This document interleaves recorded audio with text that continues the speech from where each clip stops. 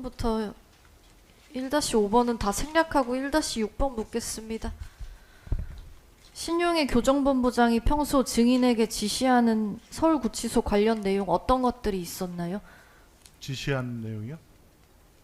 특별히 지시 내용 없습니다. 서울구치소의 수용 현황이나 수용 여력도 그런 점검하곤 부분- 했나요? 수용 여력이나 이런 부분에 대해서 평소에 뭐 유선이나 그런 걸로 해서 따로 제가 저하고 통화하면서 보고한 내용은 없습니다. 신용의 교정본부장이 과밀 수용에 대해 관심이 많았다는 거 알고 계셨나요? 본인 박사학위 논문도 과밀 수용 관련된 걸로 알고 있습니다. 서울구치소 관련해서 과밀 수용에 대해 뭐 논의하거나 그러시진 않으셨나요? 일단 그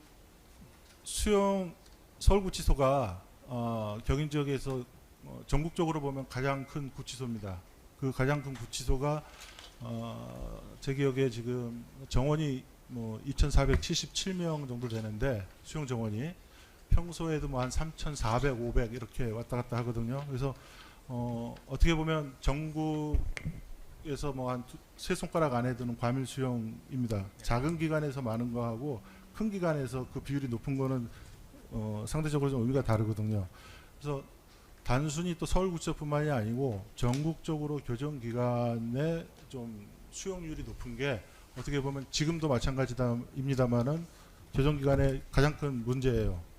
그런 상황에서 서울구치소만 특별히 글쎄요, 저한테 얘기해서 제가 뭐 이런 건 있습니다. 기관이 너무 수용률이 높고 힘들면 수용 구분이라는 게 있습니다. 기관별로.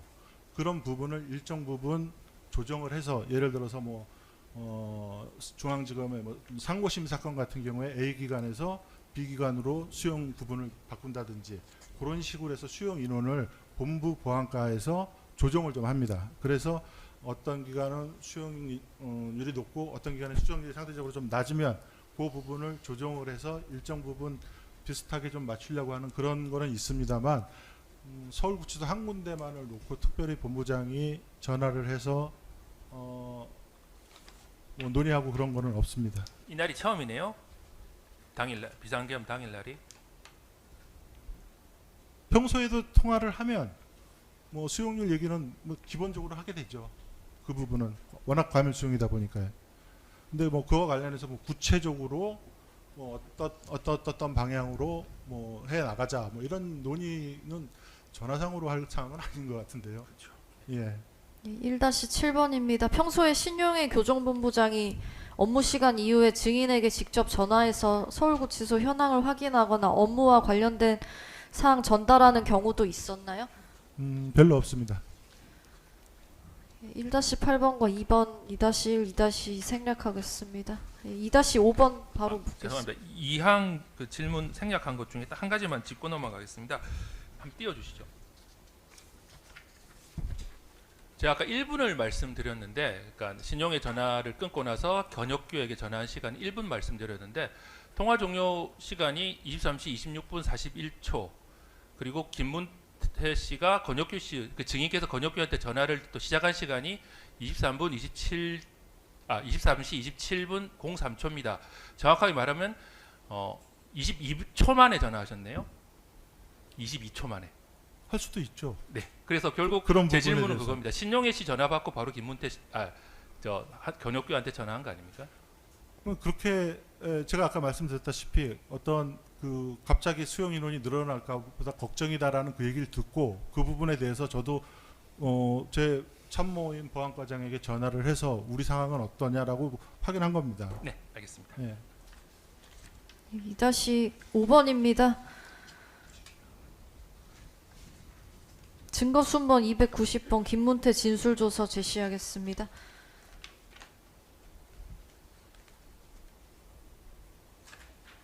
증인 조금 전에 주신문에서 신용회가 전화를 해서 수용 현황이 어떠냐라고 물어봤다고 진술하셨는데 네. 그 특검 조사 때 좀 더 상세하게 말씀하셨습니다. 신용회가 전화해서 시위대라는 표현 썼었나요? 그런 말을 예 들은 것 같습니다. TV를 봤냐, 지금 국회 앞 상황 TV를 봤냐 이런 얘기를 하면서 뭐 지금 저렇게 하고 있는데 혹시 나중에 시위가 확대되고 물리적 충돌이 일어나서 많은 사람이 수용될 수도 우려도 있다. 그럴까봐 걱정이다. 이렇게 얘기를 했습니다. 여기 많은 인원이 한꺼번에 수용될까 걱정이다. 예, 이 예. 말씀을 하셨다는 거죠? 예, 예. 그럼 2-6번입니다. 증인은 그럼 그 말을 듣고 다수의 사람들이 체포 구금돼서 서울구치소에 들어올 수도 있다고 이해하셨던 건가요? 그 상황은 아무도 장담할 수 없는 그런 상황이고요. 교정기관장들이라면 갑작스러운 수용인원, 사회 혼란에 따라서 갑작스러운 수용인원 증가됐을 때 어떻게 대응할 것인지에 대해서는 충분히 생각을 해볼 그런 상황이라고 생각합니다. 2-7번 생략하고 2-8번 묻겠습니다. 신용회가 왜 서울구치소 수용 현황 확인하려고 한다 생각하셨나요? 저는 그 부분에 대해서 뭐 이유를 특별히 생각해보지는 않았고요. 본인 말대로 인도권 사거리 지나가면서 본인도 그 서울구치소장을 했고요. 신영희 본부장도 인도권 사거리 지나가면서 생각나서 전화했다. 저는 액면 그대로 그렇게 받아들이고 있습니다. 이런 질문도 한번 드려볼까요? 왜 서울구치소만 확인했을까요? 글쎄요. 그거는 신영희 본부장한테 물어봐야 되는 상황 아닌가요? 2-9번 생략하겠습니다. 아까 통화 내역 잠시 다시 제시하겠습니다. 증인 그 신용회와 1분 21초 통화하셨습니다. 이게 생각보다 그렇게 짧은 시간은 아닌데 신용회가 뭐 박성재 장관이나 법무부 얘기하진 않았나요? 무슨 의미인지 뭐 잘 박성재 모르겠습니다. 장관과 통화를 했다 이런 얘기는 그런 안 얘기- 하셨나요? 그런 얘기 들은 바 전혀 없습니다. 그 당시 뭐 통화하면서 모르겠습니다. 아까 뭐 제가 그 당시 기억에 장관님 주재 회의 참석하기 위해서 뭐 하면서 기본적인 거 물어본다 이렇게 신영애 본부장이 진술했는지는 모르겠습니다만은 저 기억에는 뭐 장관님 관련된 워딩은 별로 기억이 나지 않습니다. 그게 증인의 진술이었습니다. 아 그러니까요. 네. 그 당시에 지금 제가 진술했을 때가 작년 9월인가 그렇습니다. 작년 9월인가 그렇고요. 그 이후에 제가 진술한 그 진술 조서를 받아서 본 것도 아니고요. 가지고 있는 것도 아닙니다. 그래서 오늘 기준으로는 기억 안 나신다는 오늘 거죠? 기준으로 제가 기억을 안 난다고 말씀드리는 겁니다. 알겠습니다. 예, 나머지 생략하고 2-16번 묻겠습니다. 증거 순번 290번 김문태 진술조서입니다. 증인 권혁교에게 저 사람들 다 잡혀오면 감당이 되겠냐고 말한 사실 없으신가요? 저 사람들이라는 게 정확히 TV 보고 계실 그때요. 때 시위대 때 특정인을 지목을 해서 말한 그런 상황은 아니었고요. 아까도 말씀드렸다시피 사회적으로 혼란이 가중이 되고 뭐 시위도 더 확산될 수도 있는 거고요. 그런 상황에서 물리적 충돌이 발생했을 때 많은 사람들이 들어올 수도 있겠다라는 걸 전혀 배제할 수 있는 그런 상황은 아니었거든요.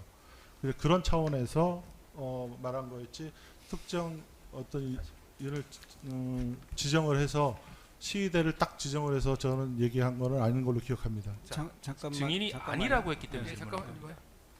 아니 지금 증인 답변이 예, 그 질문에 대해서 저 사람들 다 잡혀면 감당이 되겠느냐고 말한 사실이 있느냐 그랬더니 당시 답변이 아닙니다. 그런 적 없습니다라고 했는데 예, 지금 예. 또 다른 말씀을 하셔서 아니요. 그 얘기가 아니고요. 지금 말씀하신 거는 TV에 시위대가 지금 많이 나와서 잡혀 있는 화면에 나와 있는 그런 상황에서 그 사람들을 다 잡혀 들어오면 수용 가능하겠냐라고 지금 말씀을 한 거에 대해서 제가 권혁규 보안과장하고 통화할 때 저 TV에 나온 사람들을 특정을 해서 말하지는 않았고 제가 말한 거는 상황이 어떻게 변할지 모르지 않습니까? 시위가 확산이 되고 물리적 충돌이 일어나서 추후에 많은 사람들이 수용거실에 수용됐으면 그럴 경우에 우리가 수용이 가능하겠냐라는 그런 얘기를 했다는 겁니다. 그러니까 시위 관련돼서는 얘기는 했습니다만은 그 당시 화면에 나온 뭐 특정인을 지정을 해서 얘기한 건 아니란 얘기죠. 하여튼 뭐 저 사람들 잡혀온다 이런 얘기는 하시긴 하셨다는 거죠. 그러니까. 아니요. 제가 뭐 저 사람들 잡혀오면은 저 했냐 이런 식의 그런 말 자체를 한 적이 없고. 그런 뉘앙스가 아니고 예. 그 당시에 이제 시위가 그 특정인을 지금 TV에 나와 있는 특정인을 지목해서 얘기한 게 아니고 그러니까 예. 나중에 시위가 더 확산이 되고 또는 물리적 충돌이 발생을 했을 때 많은 사람들이 수용될 가능성도 있는데 예. 우리가 지금 과밀 수용인데 많은 사람이 들어오면 그걸 감당해낼 수 있겠냐라는 그런 취지로 얘기를 그러니까 그런 취지 얘기한 적은 있고. 권역계로 예. 대응한 적이 있습니다. 이 증인이 그 뭐 저 사람들 다 잡혀오면 감당이 되겠냐라고는 말씀하진 않으셨지만 이 특검 조사 때 또 보시면은 물리적 충돌도 일어날 수 있고 시위대가 잡혀오는 것을 상정해서 이야기한 사실은 있다고 말씀하셨거든요. 그 부분이죠. 제가 얘기하는 게. 예. 이 말씀을 하신 이유가 신용회와의 통화에서 시위대 등 많은 인원이 한꺼번에 수용되는 상황을 염두에 두셨기 때문이 아닌가요? 통화를 하면서 그 부분에 대한 우려를 저도 깊게 인지를 하고 그 부분에 대해서 얘기를 한 거죠. 그 구치소나 교도소 같은 경우에 하는 업무 자체가 어떤 피의자나 피고인이나 또 기결수랑 이런 사람들 수용 관리하는 그런 기관입니다. 그런 상황에서 사회에서 어떤 혼란이 발생해서 많은 사람들이 바로 교도시설로 오지는 않습니다. 대부분 이제 뭐 경찰서 유치장이나 이런 데를 거쳐서 이렇게 이입이 되는데 그런 상황이 앞으로 어떻게 아니 잠깐만요. 될지 뭐 그렇게 말씀하기보다는 검사가 물어보는 취지는 하여튼 그렇게 증인이 말씀하신 게 뭐 신용회하고 통화를 통해서 그런 생각이 들어서 권역단한테 얘기하거나 그런 건 아니고 증인 생각으로 했다는 그런 말씀이세요? 저도 그런 생각을 하고 있었고 신용회 본부장도 그런 얘기를 한 거는 맞습니다. 예. 그럼 2-26번 좀 먼저 여쭤보겠습니다. 증인은 이런 상황을 예상은 하셨는데 그러면 계엄 사범이 서울구치소에 수용될 수도 있다고 예상하신 건가요? 그거는 아무도 모르죠. 그 상황은. 이 여러 가지 가능성에 대해서 꼭 뭐 온다 안 온다 이런 걸 떠나서 수용 관리하는 입장에서는 갑작스러운 수용 인원 증가에 대해서 염려하고 좀 어떨 것인가에 대해서 미리 생각해 보는 부분은 어떻게 보면 전국에 있는 교정기관장들 다 비슷한 생각일 겁니다. 2-20번 묻겠습니다. 증인 아까 들으셨듯이 증인과 권혁규가 통화한 이후에 권혁규가 서울구치소 야간 당직관 한승구에게 전화했고 한승구는 야간 입소 담당자 김주영에게, 김주영은 주간 거실 지정 담당자 이인용에게, 이인용은 같은 부서 소속 팀장 전영재에게 각 순차 전화한 사실이 확인됐는데 지시사항 없이 이렇게 지시가 하달되듯이 통화가 이루어질 수 있는 것인가요? 그거는 뭐 저는 알지 못합니다. 제가 보안과장에게 특별히 뭐 지시한 내용이 없기 때문에 그 이후에 일어난 상황에 대해서는 저는 정확히 내용을 알지 못합니다. 2-21번입니다. 김주영이 직접 일반동 전체 수용거실 현황을 파악하기 어려워서 이미 퇴근한 주간거실 담당자 이인용에게 연락하고 이인용이 전영재에게 연락해서 두 사람이 늦은 시간 다시 서울구치소로 출근한 사실은 알고 계셨나요? 나중에 알았습니다. 나중에 배방 직원 2명이 출근했다는 사실을 알았습니다. 2-24번 2-22, 23, 24, 25 생략하겠습니다. 2-27도 생략하겠습니다.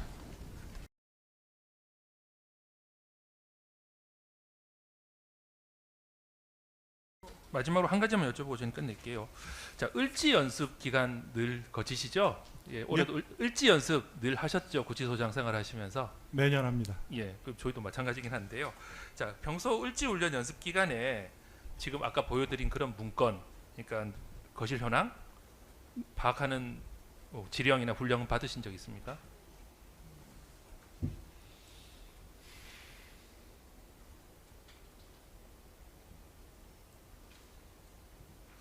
잘 기억이 안 납니다.